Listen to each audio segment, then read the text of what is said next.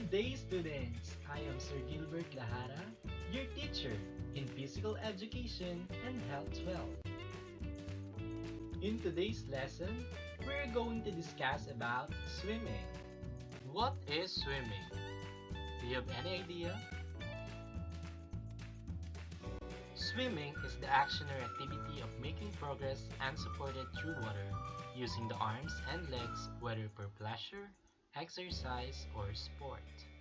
It is said that you burn 700 calories in an hour when swimming. How about swimming strokes? A swimming stroke is a method of moving the arms and legs to push against the water and propel the swimmer forward. Let us proceed to the different types of swimming strokes. The different types of swimming stroke are butterfly, side stroke, breaststroke, backstroke, crawl, trudgen, dog paddle, and freestyle. First, we have butterfly. What type of swimming stroke is butterfly? Let's find out. Butterfly is considered as the most difficult and exhausting stroke. The body is in a prone position. It involves the dolphin kick with a windmill-like movement of both arms in unison. Butterfly is based on an undulating body movement where the rise and fall of the head and hips balance and counterbalance each other. As the body undulates, the swimmer maintains a stretched and streamlined position led by the head. The movement must flow smoothly with shoulders remaining horizontal throughout.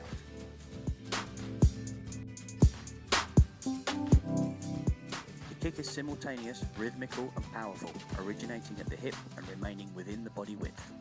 The toes are pointed, ankles relaxed and the knees bend to provide a powerful downbeat whip-like action.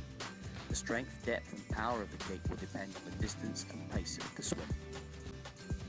The arm action is simultaneous and symmetrical and should clear the water surface during the recovery. The hands enter the water thumb and index finger first between the shoulder and centre line. The hands then press outwards and downwards to provide propulsion and move in an S-shaped pathway towards the hip where they exit the water. The arms are then thrown over the water, ready for re-entry to gain maximum extension per stroke. Breathing should be regular and rhythmical, either every stroke or every other stroke, to suit the swimmer's pace and ability. The chin is extended forward as the arms pull through their propulsive phase. The swimmer exhales explosively as the head rises and then inhales quickly as the arms exit and the chin is clear of the water. The swimmer can then submerge the face again and breath hold or exhale in a controlled way before another breath is needed.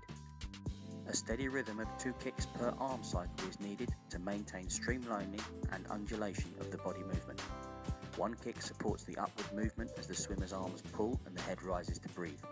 The second kick assists the undulation and propulsion. The next type of swimming stroke is side stroke. Side stroke involves a forward underwater stroke with a body on one side and a scissors kick. The third type of swimming stroke is breaststroke. In performing breaststroke, the body is in prone position. It involves brag kicking alternates with a simultaneous movement of the arms from a point in front of the head to the shoulder level. Position allows you to become more streamlined, improving your efficiency in the water. To keep your body as straight as possible from your head to your hips, position your head facing forwards and tilted slightly downwards. Pull your stomach in, aiming to keep your back as straight as possible and your hips as close to the surface of the water as possible. Breathing technique delivers oxygen to your muscles and helps you to swim more comfortably and efficiently.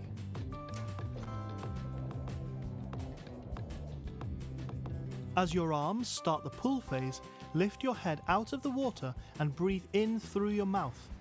Keep your head and shoulders relaxed and free from tension.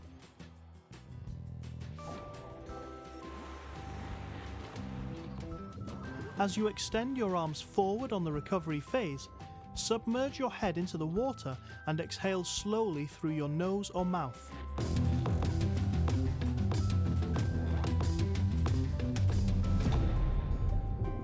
The stronger your kick technique, the more propulsion you will achieve and the faster you'll be able to swim as a result. Flex your foot, pulling your toes towards your shins at the start of the kick, while keeping your heels as close to your bottom as possible. As your legs extend outwards and backwards, push the water backwards with the soles of your feet to accelerate and propel your body forwards.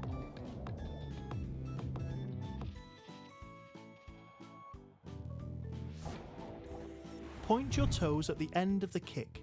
As your legs straighten and your ankles come together, aim to get the soles of your feet to face each other as much as ankle flexibility will allow.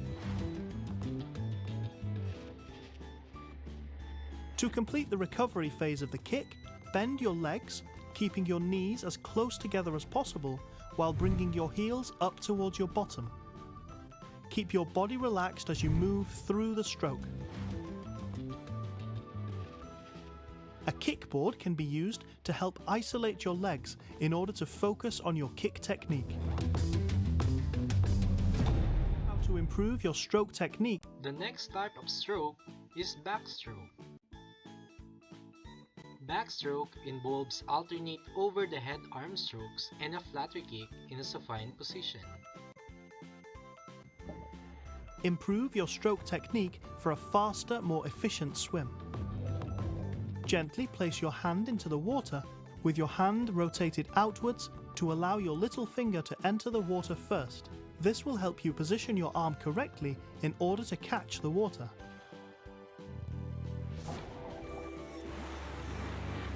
Keeping your elbow positioned high, initiate the pull phase of the stroke by pressing downwards with your forearm before pulling out to the side of the body.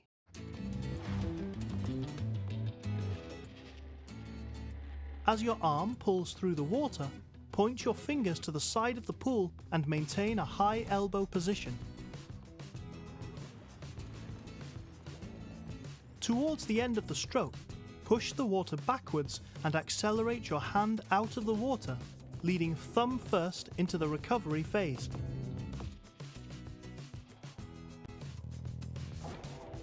On the recovery phase, raise your arm in a straight line up to the ceiling, bringing it down above your head, ready to enter the water for the pull phase.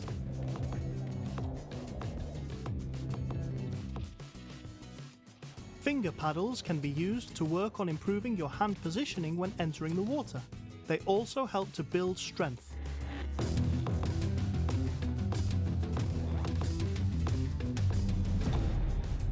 The next type of swimming stroke is Trajan. Trajan involves alternate over-arm strokes in a prone position, with a scissors kick and the head remains on one side.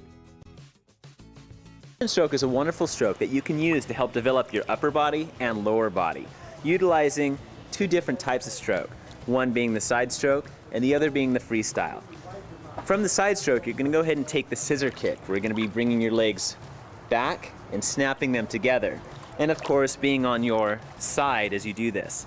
The next thing you're going to do is you're going to be using your freestyle arms, which will kind of provide a little bit of a twist, where your arms will want to be this way, flat on the water, and your hips will want to be straight up and down, with your left or your right facing the bottom. So you'll be using a nice, smooth freestyle stroke with high elbows to keep your head out of the water, and then utilizing your side stroke, side kick to propel yourself. So basically it'll be a pushing of the water back, side kick, pushing of the water back, side kick. And your kick will happen on whichever side your strong arm is. So if your right arm's strong, you'll probably want to open your legs out, preparing for the side kick, and snap them together as your arm is coming back or during the recovery position.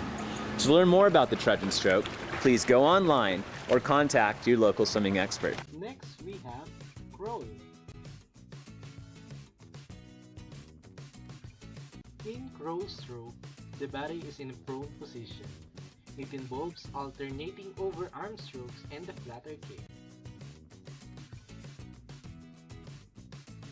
course, which is called the Freestyle Optimizer, is optimize the type of power that you use, especially on this pull phase of the stroke, so that you're not doing as much action and not using as much energy. And the way you do that, something that I find works really well, is you need to focus on the front, on the catch part of the stroke, and you need to use a soft hand. Now, I don't mean that you relax completely, because you still have tension there, but you can see in this example that the swimmer is actually swimming very focused and very smoothly, and making sure that they get the catch and the water in the front of the stroke onto the palm of the hand, and then they are basically taking the water in the front and throwing it towards their feet in a very nice and very, very controlled way, which is exactly what you want to do. You can see here there's no air moving, and that the swimmer is going forward, and that's way more efficient than the first example you saw.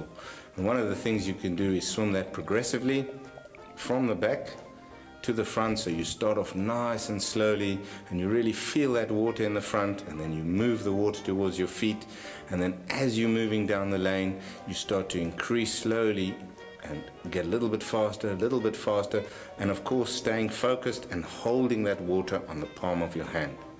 Another thing you could use, of course, are paddles. There are many different forms.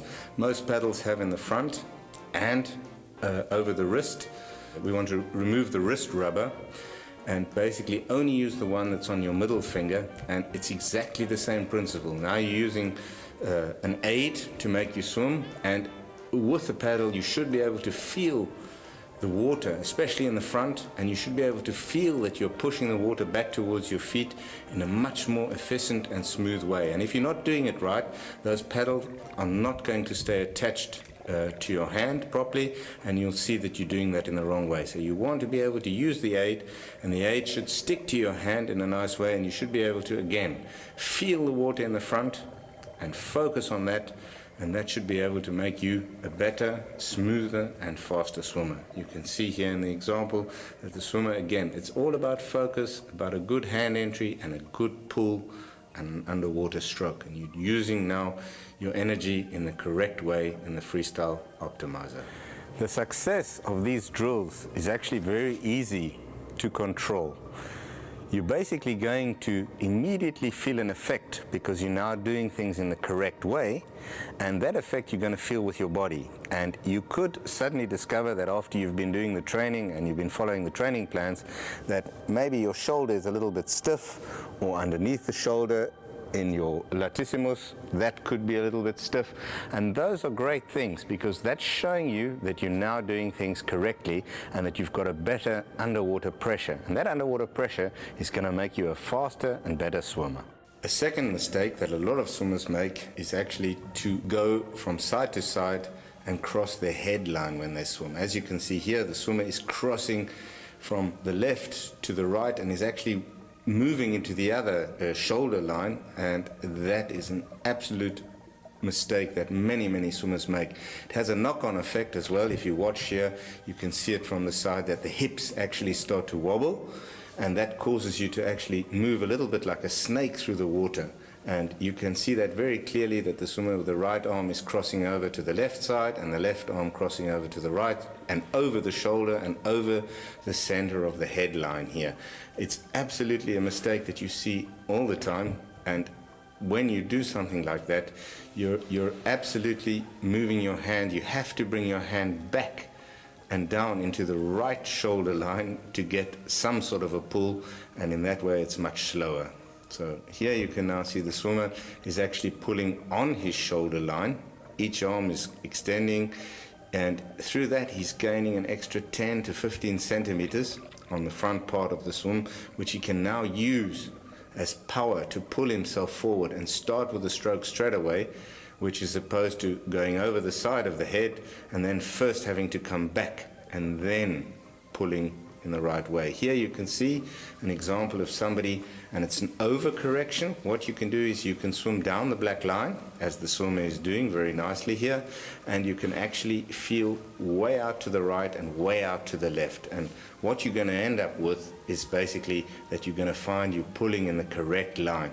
It's an overcorrection to make you pull properly. It'll feel a little bit funny at first, which is quite normal, but the end result will be a pull in the correct way. Here we show it to you again. You're basically going down the black line, right hand extreme to the right, left hand extreme to the left, and from that your body will adjust and you will get a pull that's actually right down the correct shoulder line, and it'll start to look and feel really good, and you'll be pulling yourself through the water in a much faster manner. A third mistake that many swimmers make is to not extend their foot, and by moving their feet in the position that you can see the swimmer doing now, basically the swimmer is just moving the foot up and down. There's absolutely no backward movement. The knees are actually not too bad. You can see that he's actually bending the knee a little bit, but the foot is going straight up, straight down. There's absolutely no whip effect with the foot like that at all. You're actually braking when you swim like that. That's a brake effect. You're doing a lot of energy and you're using a lot of energy, and it's all because you have an incorrect foot position when you're swimming.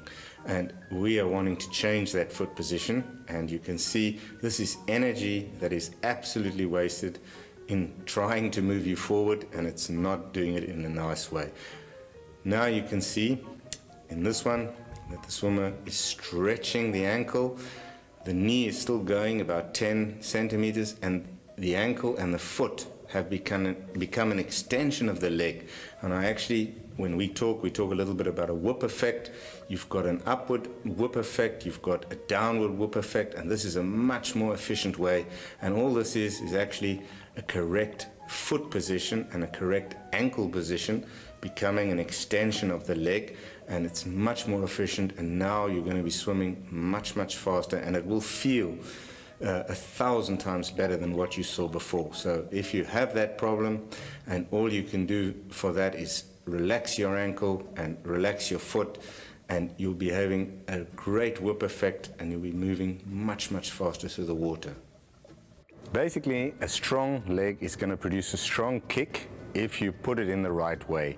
And if you use the whip effect at the end of your foot, and the whip effect down and the whip effect up, that's going to produce the speed that you need to become a faster and better swimmer.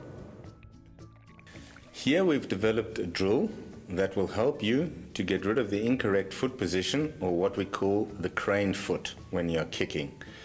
You can see that the swimmer's pushed off the wall, lying on their back, with their arms extended above the head, hands clasped together. And what we're asking the swimmer to do and to visualize is that with every foot movement, they're basically kicking a ball towards the top of the pool. And if the swimmer can actually visualize that and put that sort of kick and power into the ankle and to the foot extension, then it'll start to feel much smoother when you go through the water, because now you're moving the water when you're kicking up and when you're kicking down, and that's going to give you a great feeling in the water, and you're going to be moving much faster and much more efficiently. It's something you will actually feel when you're in the water, when you have the correct foot position. The next type of swimming stroke is freestyle.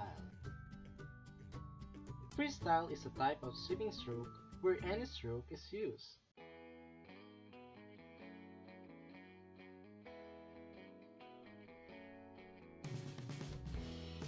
For a faster, more efficient swim. At the front of the stroke, gently place your hand into the water, entering with your fingertips first.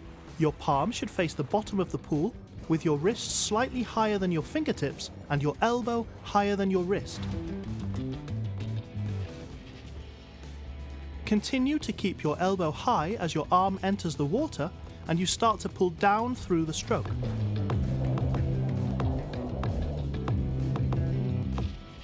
Press down with your forearm and try to hold as much water as possible. This is known as the catch position. As you hold the water with one hand, your other hand recovers out of the water. When pulling, point your fingers directly towards the bottom of the pool and keep your elbow positioned high. You should pull your body past your arm. Try to bring your pull, the phase where your hand is pulling down against the water, underneath your body. Keep your arm and hand beneath your body rather than out to the side as you pull through the stroke. Extend the arm at the back of the stroke, pushing backwards as your hand exits the water. Continue to bend your arm through the stroke, straightening it slightly as it exits the water. As your arm exits the water, bend your elbow, keeping it high towards the ceiling. Lead the recovery with your shoulder to keep your arm relaxed. Then extend your forearm to enter the water at the front of the stroke. Power paddles or finger paddles can be used to help you focus on improving the positioning of your hands as they enter the water.